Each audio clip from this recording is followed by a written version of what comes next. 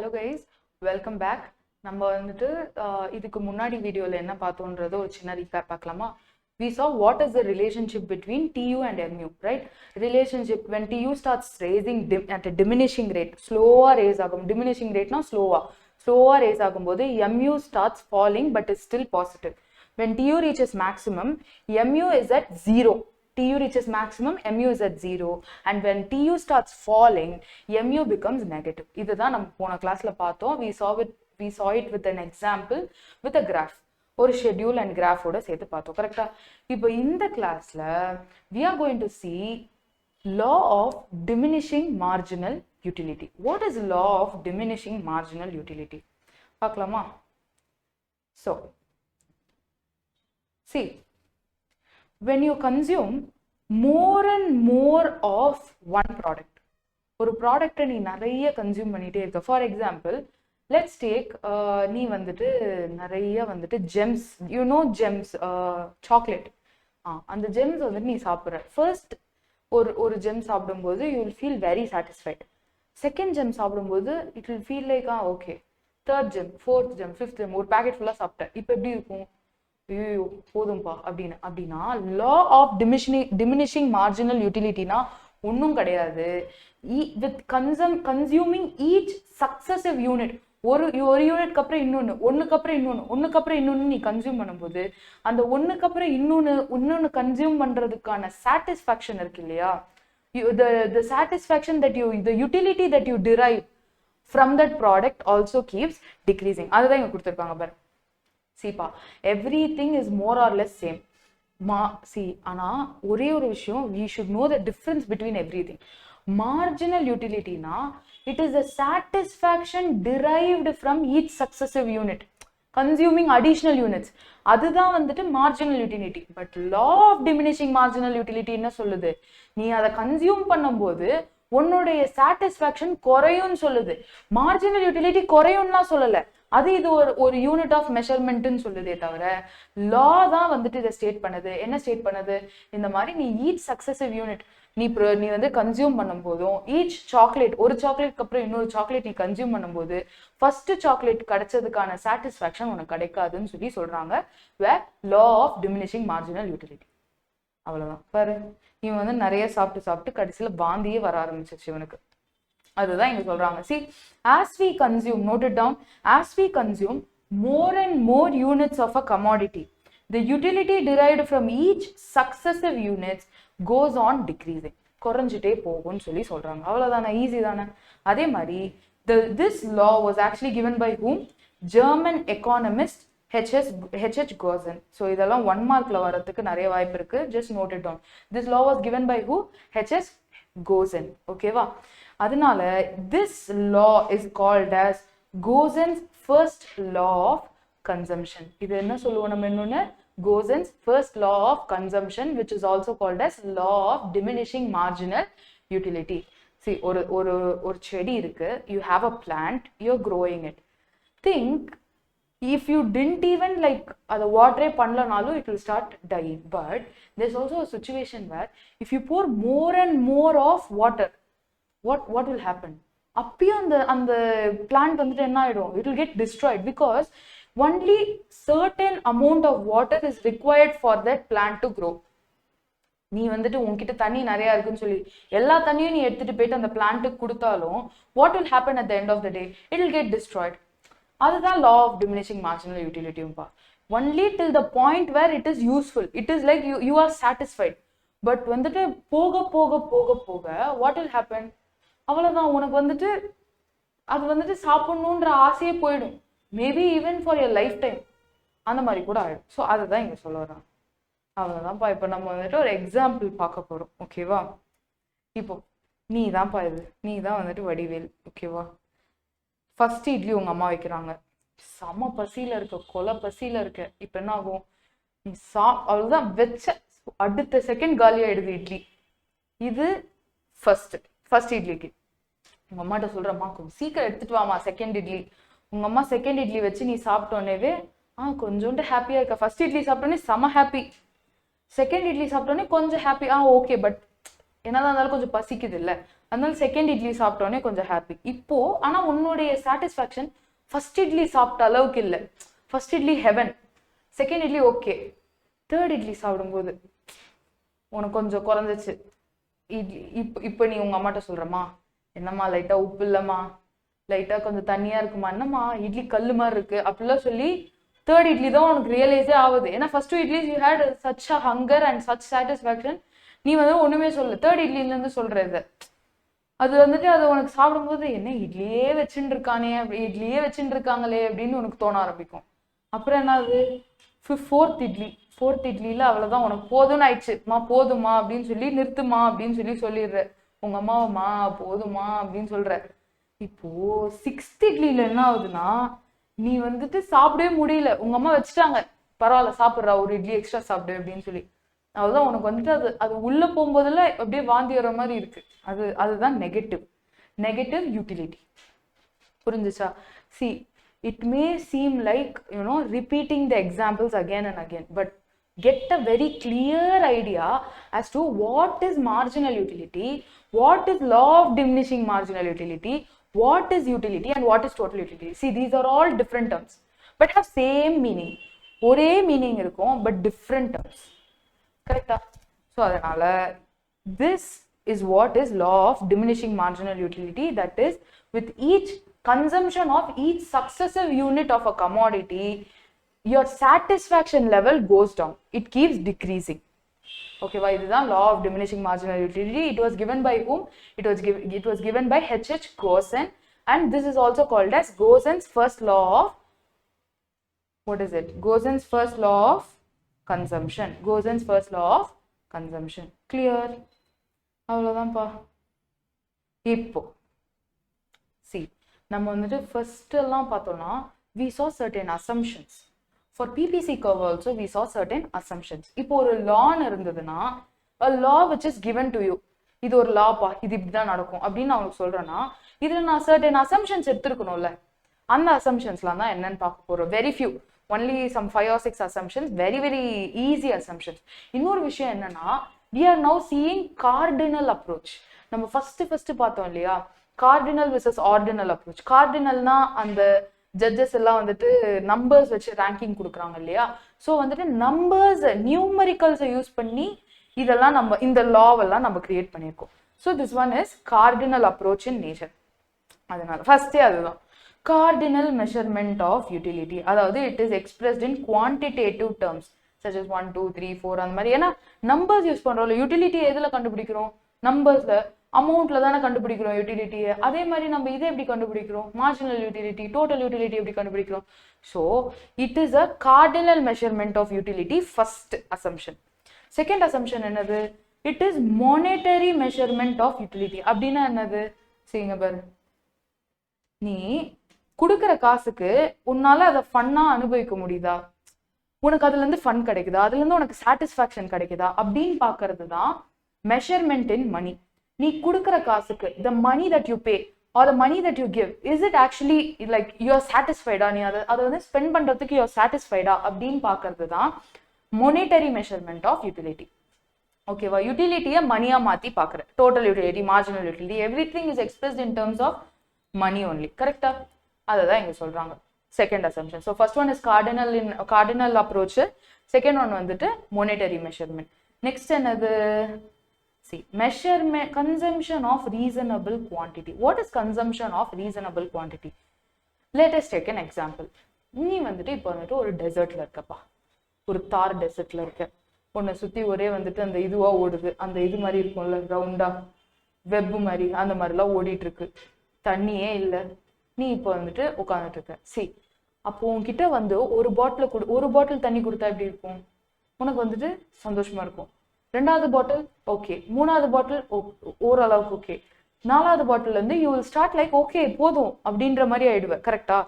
Suppose என்ன பண்றாங்க, ஒரு ஸ்பூன்ல வந்துட்டு இப்போ உனக்கு தராங்க, இல்லைன்னா வந்துட்டு ஒரு பாட்டிலோட மூடியில வந்துட்டு உனக்கு வச்சு தராங்கப்பா தண்ணி. நவ் டெல் மீ, ஃபர்ஸ்ட் வந்துட்டு உனக்கு குடிச்சதே தெரியாது, second will give satisfaction, third will give more satisfaction. ஏன்னா you drinking it in small quantities. இல்ல யோசிச்சு பாரு, உனக்கு ஒரு ஸ்பூன்ல தராங்க, ஒரு ஸ்பூன்ல கொஞ்சோண்டு தண்ணி ஊற்றி இந்தாப்பா அப்படின்னு கொடுக்குறாங்க. Now this is not a reliable measurement of law of diminishing marginal utility. அதை தான் சொல்றாங்க. ஒரு water bottle may be good measurement, but ஸ்பூன்ல தண்ணி குடிக்கிறதுன்றது வந்துட்டு it's not a good measurement because your utility will go up and down or your utility will keep raising. With successive units, your utility will keep raising.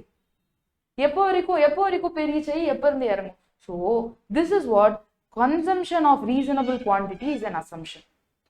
நீ ரீசனபிளா ஒரு layman, ஒரு நார்மலான person இந்த குவான்டிட்டியில consume பண்ணா கிடைக்கிற யூட்டிலிட்டியை வச்சுதான் நம்ம வந்துட்டு மெஷர் பண்ணுவோம். ஓகேவா? See, it is assumed that reasonable quantity of commodity is consumed. Next என்னது? Continuous consumption பா. What is a continuous consumption? Continuous consumption என்ன? இப்போ பாரு, நீ வந்துட்டு ஒரு ஐஸ்கிரீம் சாப்பிட்ற, ஓகேவா? இந்த ஐஸ்கிரீம் என்ன பண்ற? காலையில ஒரு ஐஸ்கிரீம் சாப்பிட்ற, மத்தியானம் ஒரு ஐஸ்கிரீம் சாப்பிட்ற, சாயங்காலம் ஒரு ஐஸ்கிரீம் சாப்பிட்ற, நைட் ஒரு ஐஸ்கிரீம் சாப்பிட்ற. Now tell me, will law of diminishing marginal utility work here? Work at all? Work ஆகுமா? ஆகாது. ஏன்னா intervals are there between your consumption. There's enough intervals. அப்போ நீ காலையில ஐஸ்கிரீம் சாப்பிடும் போது உனக்கு கிடைச்ச சாட்டிஸ்பாக்சன் தான் நீ மத்தியானம் சாப்பிடும் போதும் கிடைக்கும். Because there's an interval. திருப்பி நீ மத்தியானம் சாப்பிட்ட போது உனக்கு ஒரு ஹை லெவல் ஆஃப் சாட்டிஸ்பாக்சன் கிடைச்சிருக்கும், அது சாயங்காலம் சாப்பிடும் போதும் கிடைக்கும். Because there's a gap. நீ நடுவுல சும்மா இருக்க. But law of diminishing marginal utility is assuming that you are consuming all 4 ice creams together.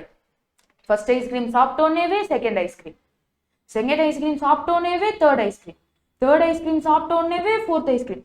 இந்த மாதிரி இருந்தாதான் law of diminishing marginal utility will actually work அப்படின்றத அஸ்யூம் பண்ணி சொல்றாங்க. These assumptions are generally given. It was given by H.H. Gosson only. He only assumed, no, he only gave the law. Correct? Correct. Okay. So first one, it is cardinal in approach. Second one, it is a monetary measurement. Third one, it is consumption is in reasonable quantities. And fourth one is continuous consumption. புரிஞ்சுச்சா?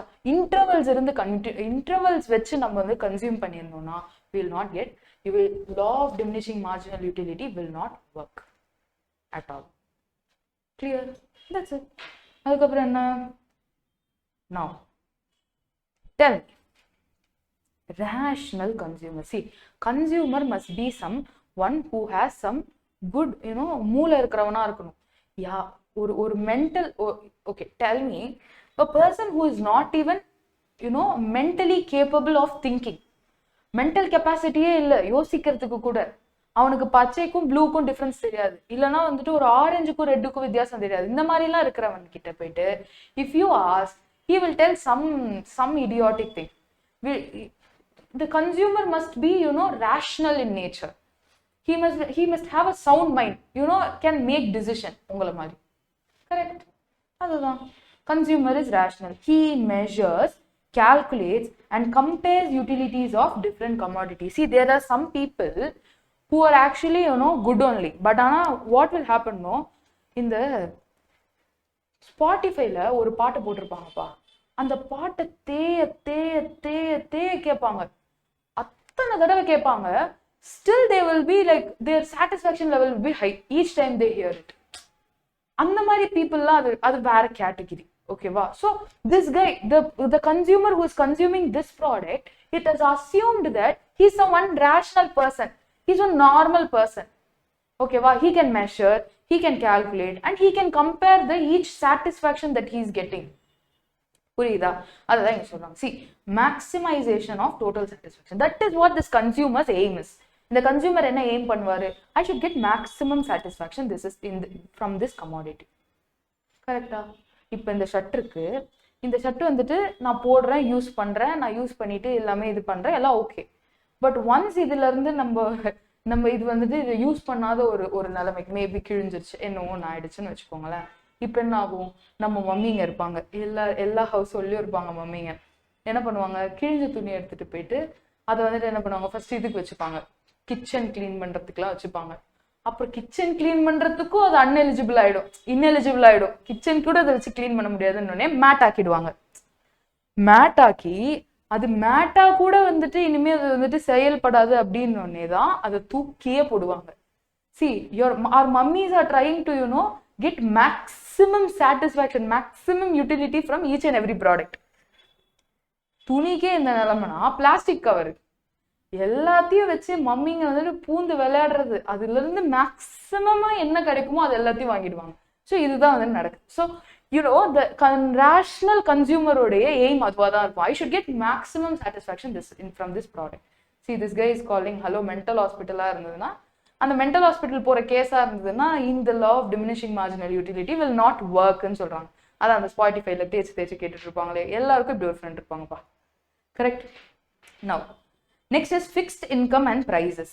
See, consumers' income remains constant. This is a very important assumption. ஏன்னா யோசிச்சு பாரு, it should be assumed that your income is consistent.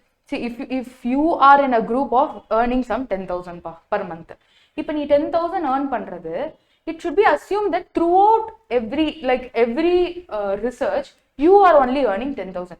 Suppose இப்போ உன்னுடைய income வந்துட்டு திடீர்னு 1 lakh ஆயிடுச்சு. Now tell me, will you travel in, இப்போ நீ 10,000 இருக்கும்போது you are traveling in Swift, ஓகேவா? இப்போ உன்னோட இன்கம் 1 lakh ஆயிடுச்சு, நீ வந்துட்டு ஸ்விஃப்ட்ல தான் டிராவல் பண்றப்பல கிடையாது. You will start travelling in what? Aadi, Mercedes, BMW அப்படின்னு ஹை அண்ட் ப்ராடக்ட்ஸ் தான் யூ வில் ஸ்டார்ட் டிராவலிங். கரெக்டா? அப்போ when consumer income level increase and decrease ஆச்சுன்னா law of diminishing marginal utility நம்மளால வச்சு வேலை செய்ய முடியாது. அதனால it is important to assume that the consumer income level is fixed, it is constant. புரிஞ்சுச்சா?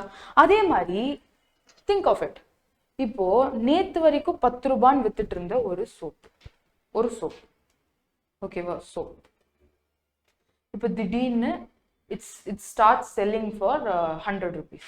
Now tell me, will people buy? No, majority of people will opt out. ஏன்னா 10 ரூபாய் இருந்த ப்ராடக்ட் இப்போ 100 ரூபாய். I will go for some substitute. Why would I go for some 100 rupees soap? இன்ன வரைக்குமே நம்ம ஊர்ல வந்துட்டு மெடிமிக்ஸ் யூஸ் பண்ணிட்டு இருக்கவங்க தான் இருக்காங்க, அந்த 10 ரூபாய் குட்டி சோப்பு.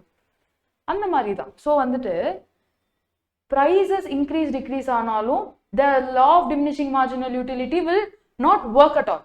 அதே மாதிரி income increase decrease நம்ம அசியூம் பண்ணிட்டோம்னா law of diminishing marginal utility will be very very difficult to allocate பண்ணி பார்க்கறதுக்கு, அனலைஸ் பண்ணி பார்க்கறதுக்கு. ஸோ இது வந்துட்டு என்ன பண்றோம்? fixed income and prices. Right? Last assumption. What is it? There's no change in commodity. There's no change in quality. Quality of the commodity consumed is assumed to be uniform. What does it mean? இப்போ நான் Coca-Cola first குடிக்கும்போது Coca-Cola குடிக்கிறேன்ப்பா.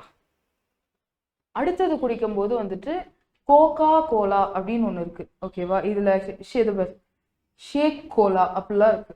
இப்போ நான் first குடிக்கிறது Coca-Cola, நான் second குடிக்கிறது ஷேக் கோலானா how can I compare my utility?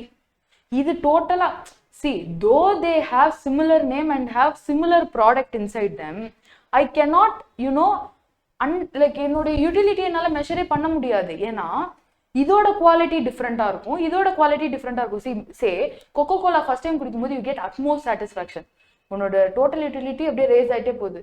நீ ஷேக் Cola வந்துட்டு செகண்டா குடிக்கும்போது what happens? Your marginal utility goes to negative.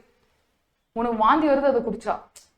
Now tell me, how can you compare law of diminishing marginal utility? அடுத்தடுத்த successive unitly it should start decreasing at a constant rate, not அப்படியே அகல பாதாளத்துக்கு போயிடக்கூடாது. இல்லை கரெக்டா? அதுதான் இங்க சொல்றாங்க. ஸோ ஃபர்ஸ்ட் Coca-Cola குடிச்சிட்டு அடுத்தது வேற ஏதாவது ஒன்றத்தை குடிச்சோம்னா there's a change in quality and law of diminishing marginal utility ஓட assumption இங்க அடிப்படுது. So your assumption should always be there's no change in quality. ஃபர்ஸ்ட்டும் நான் Coca-Cola தான் குடிக்கிறேன், செகண்டும் நான் Coca-Cola தான் குடிப்பேன், தேர்டும் நான் Coca-Cola தான் குடிப்பேன் அப்படின்றத நான் அசியூம் பண்ணிக்கிறேன். ஓகேவா? law of diminishing marginal utility. We saw total how much assumptions? 2, 2, 2, 6, 7 assumptions. Correct? First assumption என்னது? Go back. First assumption என்னது? It was cardinal measurement of utility. Second assumption என்னது? Monetary measurement. Third assumption என்னது? See, consumption of reasonable quantities. Fourth assumption என்னது? There's always a continuous consumption. Fifth assumption என்னது? Rational consumer. Sixth assumption என்னது? fixed income and prices. Seventh assumption and last assumption, no change in quality. Okay. Now, your law of diminishing marginal utility is over. Ivala law of diminishing marginal utility. You saw what you should know the definition of, you should know what the law states. First ஒரு definition பார்த்தோம் இல்லையா, அதுக்கப்புறம் இதை யார் propose பண்ணா, HH Gosson. இது வந்துட்டு கோசனுடைய first law of consumption சொல்லுவோம், கரெக்டா? அதுக்கப்புறம் என்னது, நம்ம வந்துட்டு என்னென்ன அசம்ஷன்ஸ் இருக்குன்னு சொல்லி பார்த்தோம். தேர் ஆர் டோட்டல் 7 அசம்ஷன்ஸ், கரெக்டா? 7 அசம்ஷன். அந்த 7 அசம்ஷன்ஸும் என்னென்னு பார்த்தோம். Make a note of all the assumptions. Okay, now and before I close this whole video, I wanted to say it again. Please revise and revisit the chapters you have learned. இப்போ நீங்க learn பண்ணது கூட போய் take your notes. You would have taken some notes, some running notes, some notes you would have taken. அந்த notes எடுத்துக்கோங்க, அதை ஒரு தடவை பார்த்து ரிவைஸ் பண்ணுங்க. திருப்பி நாளைக்கு இந்த கிளாஸ் இல்ல அப்புறமா எப்போ படிக்க ஆரம்பிக்கிறீங்களோ அந்த டைம் திருப்பி இதை ரீவிசிட் பண்ணிட்டு then start learning that new thing. ஓகேவா? Always revise and revisit. I keep insisting because this is very important for your final. Maybe not now also. Maybe it will be useful for your 12th exam also, which is your board exam. So please be very careful, revise and revisit. And we'll see in the next video on consumer equilibrium. We'll meet there. Okay, consumer equilibrium na என்னன்னு பாப்போம். Very very interesting topic. அது வந்து உங்களை relate பண்ணி நீங்க பார்க்க முடியும். அதனால I will meet you guys there and bye.